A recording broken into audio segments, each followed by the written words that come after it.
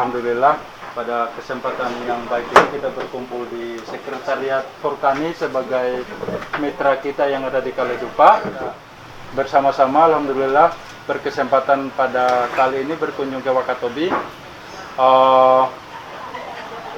untuk bisa melihat secara langsung kerja-kerja kita di lapangan. Perkenalkan, nama saya Irman. Saya di Yayasan Konservasi Alam Nusantara mengkoordinir kegiatan-kegiatan di bidang kelautan dan perikanan. Dulu saya memimpin program daratan, jadi puji Tuhan Pak, tadi ketika naik kapal saya tidak mabuk laut, besar sekali. Jadi senang sekali Pak berada di sini dan ingin belajar banyak tentang Forkani dan program ikan di sini bersama dengan Forkani. Terima kasih. Saya Hasanuddin, ya generasi pertama kedua Forkani lah. Saya paling tua di Forkani, usia saya sekarang sudah 60 tahun. Saya bersama teman-teman memang menginisiasi di Forkani, persisnya kita deklarasi 25 Desember 2002 sebagai ruang untuk komunitas saling belajar. Jadi tanpa guru, karena siapa juga yang mau menjadi guru kita, pada akhirnya kita saling belajar. Kahidupa itu sendiri adalah nama Pulau Kaledupa, setelah terakhir disebut Kaledupa, tapi sebetulnya di awalnya adalah Kahidupa. Kalau Forkani sendiri ya suatu hal yang dikenang, ya, selalu diingat. Yang mudah-mudahan dengan begitu kita selalu mengingat kampung sekaligus orang juga mengingat kita, kira-kira begitu. Saya sebagai Lakina Parata Kaledupa yang selalu bersama beliau berdua ini kemanapun mereka punya kegiatan, dan alhamdulillah kemitraan kita ini insya Allah terjaga seterusnya. Kira begitu. Terima kasih.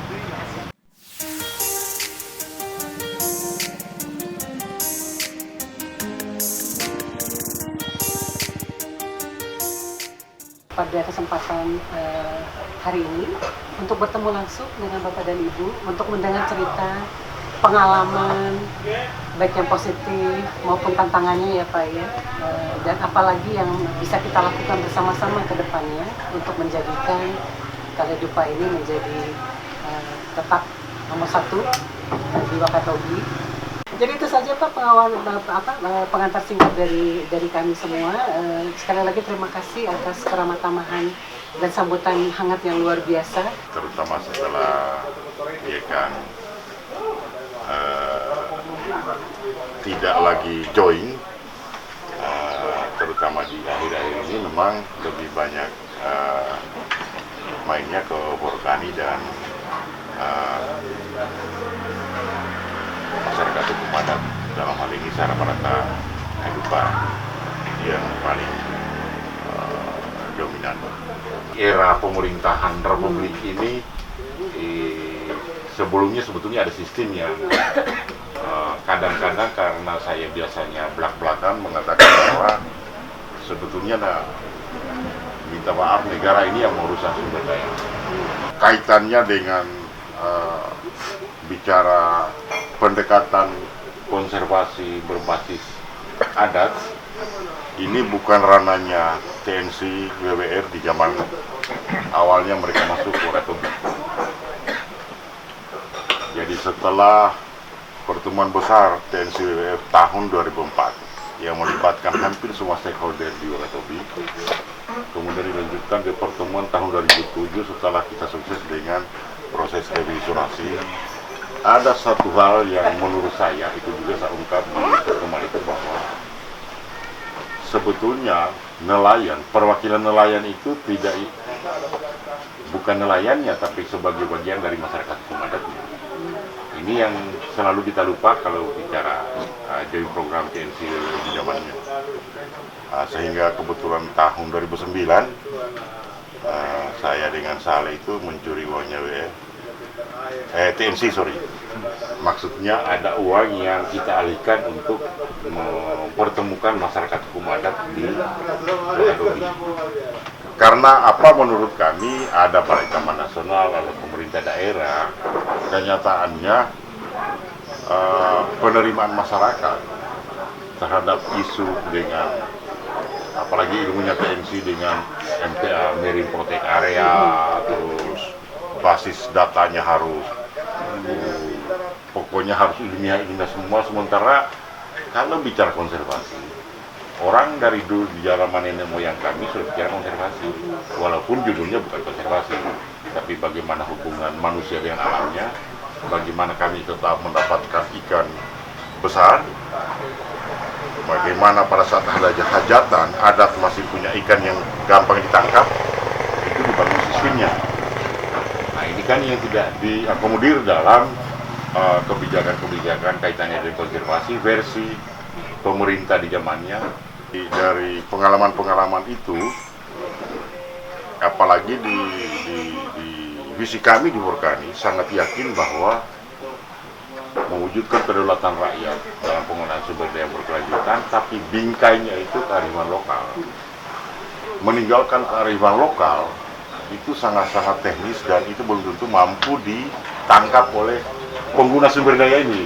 Kalau di sini disebut pemali, ternyata tujuannya adalah melindungi salah satu spesies, bahwa keluarga tertentu tidak boleh makan ikan tertentu.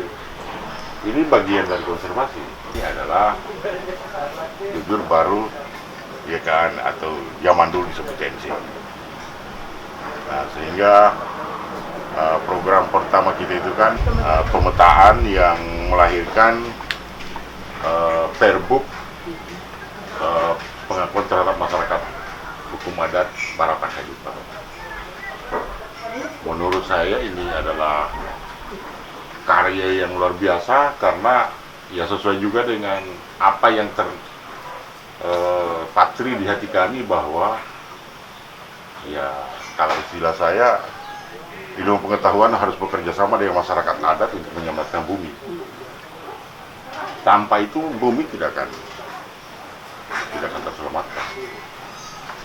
Ilmu pengetahuan boleh hebat, tapi ada nilai-nilai hubungan manusia dengan alam yang kurang dimunculkan dalam teori ilmu pengetahuan.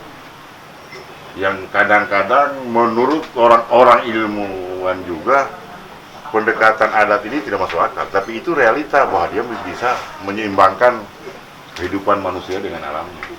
Ya mungkin terakhir sudah banyak juga pihak yang bicara tentang dukungan terhadap masyarakat hukum adat, tapi alhamdulillah saya sangat berterima kasih kepada Yekan bahwa di samping memang kita sudah berhubungan lama, bahwa isu ini menarik bagi Yekan, itu suatu hal yang luar biasa menurut kami. Sebagai awal untuk membangun kolaborasi dalam pengelolaan sumber daya alam secara berkelanjutan, dan mungkin bisa ditambahkan dari Pak Lakina terkait dengan kegiatan-kegiatan yang selama ini kita kolaborasikan bersama Barata Kajupa. Apa yang disebut dengan konservasi tadi, bahwa memang masalah konservasi sangat penting di sekarang, yang sebenarnya hal ini sejak dari leluhur kita dulu ini sudah dilaksanakan tanpa ada aturan tertulis. Cuman yang namanya aturan yang ditetapkan oleh pemerintah pada saat itu namanya SARA, oleh masyarakat tetap menganggap itu bahwa itu adalah merupakan suatu keharusan, kewajiban yang patut kita pegang demi keselamatan daripada bumi kita ini. Alhamdulillah, dari sekian tahun yang lalu setelah kita kerja dengan yang kita tahu adalah TNC, Polkani, masyarakat hukum adat sini selalu dilibatkan di berbagai kegiatan yang dilakukan oleh baik YKN maupun Polkani sendiri. Saya berikan contoh salah satu yang merupakan hasil kerja daripada TNC selama ini yang betul-betul kami sangat merasakan adalah dengan keluarnya peraturan Bupati tentang pengakuan keberadaan daripada Baratak Hedupa di pemerintah Kabupaten Wakatobi. Ini saya tidak bisa membalasnya dengan apa-apa kecuali yang terserah kepada Allah Subhanahu wa Ta'ala. Mudah-mudahan kerja berat yang telah disumbangkan kepada Baratak Hedupa khususnya dan pemerintah Kecamatan Wakatobi mudah-mudahan mendapat imbalan yang setimpal hendaknya dari Allah Subhanahu wa Ta'ala. Begitu pula kepada Polkani yang selalu memberikan semangat kepada kami untuk tetap menjalankan aturan-aturan adat selagi itu tidak bertentangan dengan aturan hukum positif yang berlaku di negara kita. Jangan mimpi ada rapat.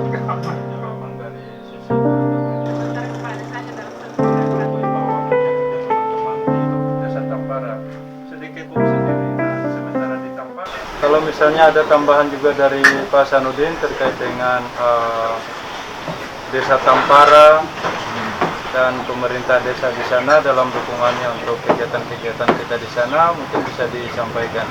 Di 2014 itu kebetulan memang secara sederhana Tampara memang dilihat adalah sebenarnya memiliki potensi yang cukup untuk bisa dikembangkan, pengembangan menjadi desa wisata, terutama dari mangrove yang masih terjaga sampai hari ini dan segala apa yang ada di dalamnya.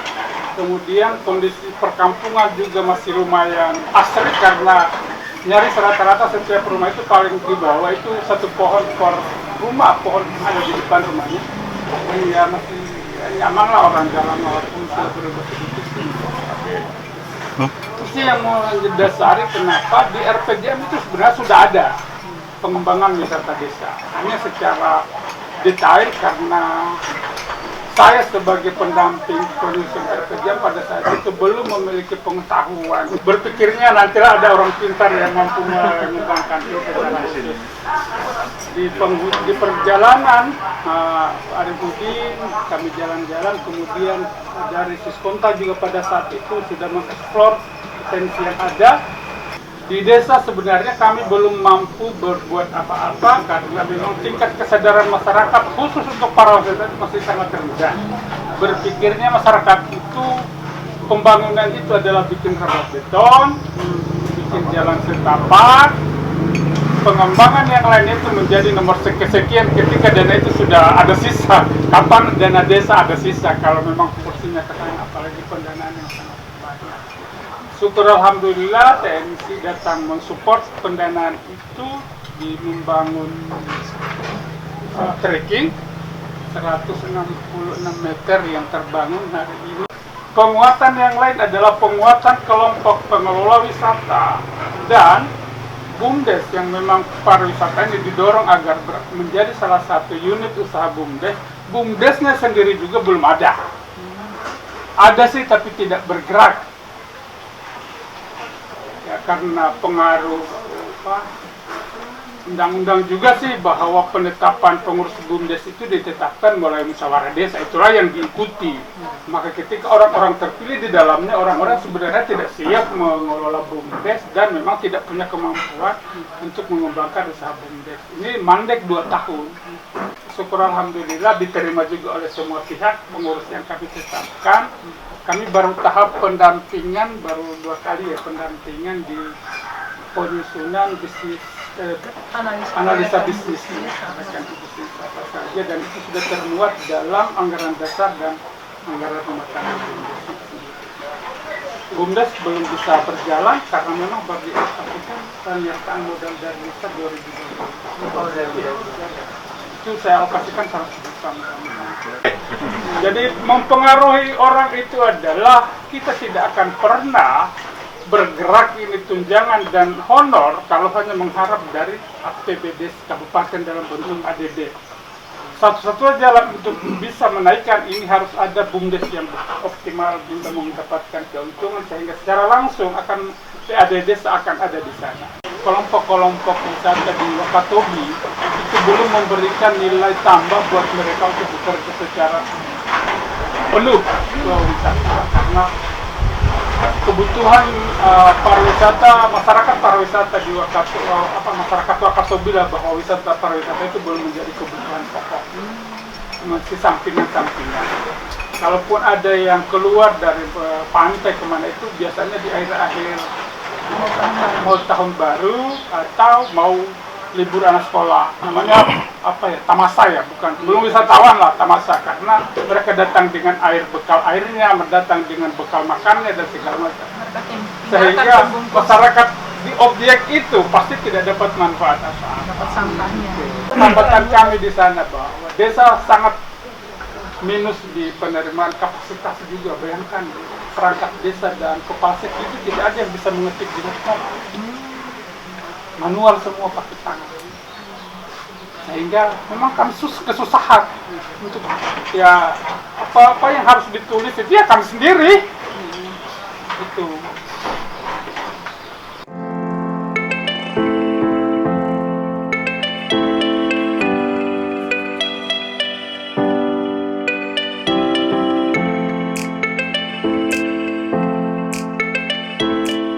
Keberlanjutan sumber daya alam dalam perencanaan, apalagi berhadapan dengan masyarakat yang tidak pernah terlibat dalam perencanaan pembangunan desanya, ini hal yang baru. Dengan pertimbangan apapun yang dibangun harus mempertimbangkan sumber daya alam. Yang bagusnya adalah pemerintah desanya iya, karena mereka tidak tahu apa yang sebenarnya harus dilakukan dengan desanya. Jadi mereka membuka sekolah gratis untuk perencanaan desa. Yang tantangannya sebenarnya adalah ada infrastruktur yang dibangun tidak melalui dana desa dengan jumlah yang fantastis menurut masyarakat, kayak jembatan. Ada banyak rangkaian pertemuan mulai dari identifikasi stakeholder, masalah, pendampingan apa yang dibutuhkan, pemetaan yang katanya sudah pernah dilakukan pemerintah, tapi sebenarnya adalah citra satelit yang di print out. Biasanya di desa itu yang diundang itu tokoh masyarakat, tokoh pemuda, LPM, BPD seperti itu. Tapi ini berdasarkan tujuan pertemuan, itu hal yang baru buat masyarakat. Pada akhirnya sekarang masyarakat sudah berpikir bahwa ternyata kita penting. Kayak kemarin waktu kita berbicara tentang penetapan batas desa, sama yang menarik kemarin FGD untuk rencana pemanfaatan tata ruang, karena yang diundang kenapa orang luar desa datang rapat di sini, karena faktanya lebih dari 50%, hampir 50% lah, mari, karena yang tempat tinggalnya orang itu pun ada tanahnya orang. 50% tanah di Tampara itu dimiliki oleh orang luar. Jadi ketika rapat pengambilan keputusan dengan perencanaan tata ruang wilayah desa, maka justru yang lebih banyak hadir adalah orang di luar desa. Hampir semua kegiatan musyawarah desa ada orang muda yang duduk dan bersuara, karena itu bukan hal yang umum di sini.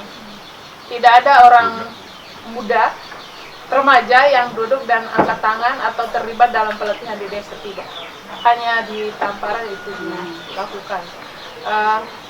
Sama kemudian bekerja dengan tim penyusun RPJM Des yang saya pikir kaum perempuannya sudah lebih aktif daripada kaum lelakinya. Bahkan sama yang sebenarnya banyak hal menariknya, kayak penentuan indikator keluarga kaya, miskin, yang sedang, tiba-tiba mereka bilang harus ada yang paling miskin.